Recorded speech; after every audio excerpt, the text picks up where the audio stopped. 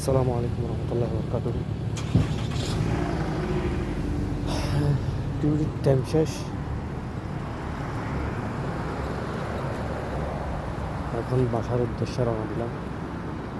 সবসময় আমি চিটাগাংয়ের ভাষায় কথা বলে আজকে চেষ্টা করতেছি একটু শুদ্ধ বাংলায় কথা বলতে। তো এটা হচ্ছে ড্রাগন মার্টের পার্কিং এরিয়া, অনেক বড়।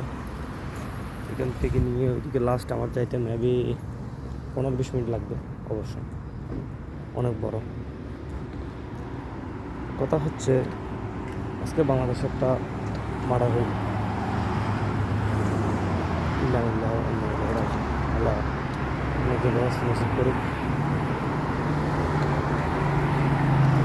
মার্ডারটা কী কারণ হয়েছে, কী জন্য তাকে মানুষ মারতেছে, মানুষকে কেন মারতেছে এসব তো জানি না।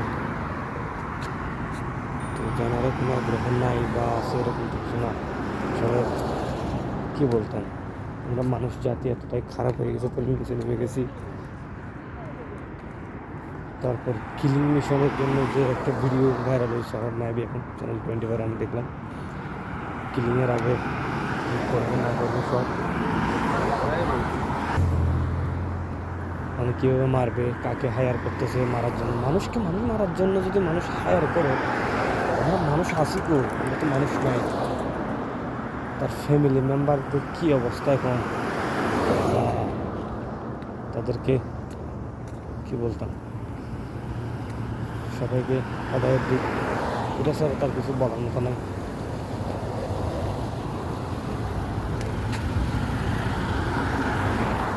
মানে জিনিসটা খুব খারাপ লাগলো।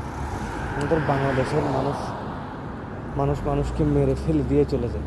পথের কুকুরকে এভাবে কামড়ায় মেরে ফেলে যায় না, এদের এরকম দেখেই নেই। পৃথিবীতে সবচেয়ে হিংস্র জাতটাই হচ্ছে নাকি বাঙালি। নিজেকে বাঙালি বল আগের অনেক ভিডিওতে আমি এরকম বলছি, নিজেকে বাঙালি বলতে বিদেশের মাটিতে পরিচয় দিতে লজ্জা লাগে, মানে ছোটো মনে হয়।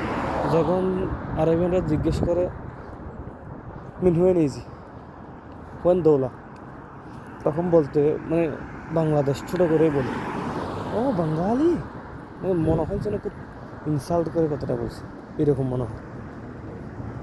দিন শেষে তারপরে তো বাঙালি, কিছু তো বলার নাই, করার নেই।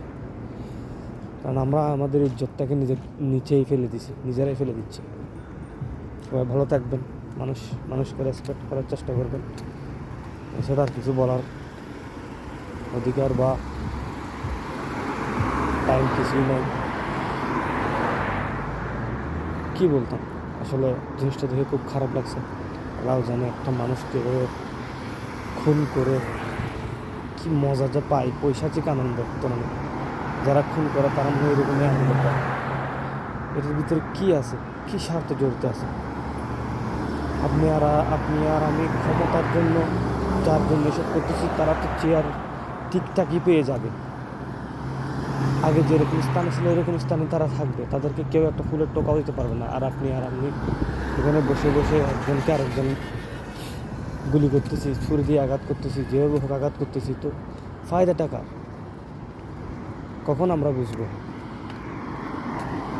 আসসালামু আলাইকুম রহমতুল্লাহ, ভালো থাকবেন সবাই, দোয়া করবেন।